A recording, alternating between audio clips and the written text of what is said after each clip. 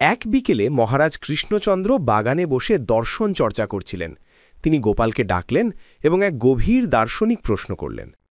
গোপাল, তুমি তো খুব বুদ্ধিমান। যদি তুমি এই পৃথিবীর মাটির মহত্ব বুঝতে চাও, তবে আমাকে এই মুহূর্তে এক টুকরো পৃথিবী এনে দাও।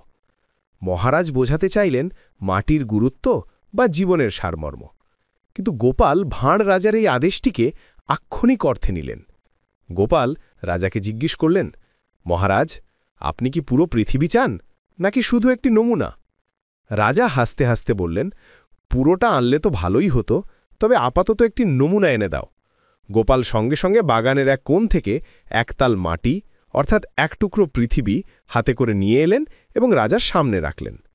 তারপর গোপাল হাত জোর করে জিজ্ঞেস করলেন, মহারাজ, আপনি তো এই নমুনাটি নিলেন, কিন্তু আমার একটি প্রশ্ন আছে।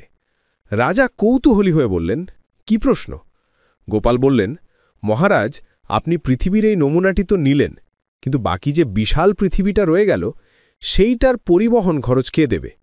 বাকি পৃথিবীটা আপনার দরবারে নিয়ে আসার জন্য যে বিশাল খরচ লাগবে, সেই খরচের টাকা কি রাজকোষ থেকে দেওয়া হবে, নাকি আমাকে ধার করে আনতে হবে? রাজা বুঝলেন গোপাল তার দার্শনিক প্রশ্নকে মিছক একটি পণ্যের আদেশে পরিণত করেছেন। তিনি হেসে বললেন, আর পৃথিবীর প্রয়োজন নেই গোপাল, তোমার বুদ্ধিই যথেষ্ট।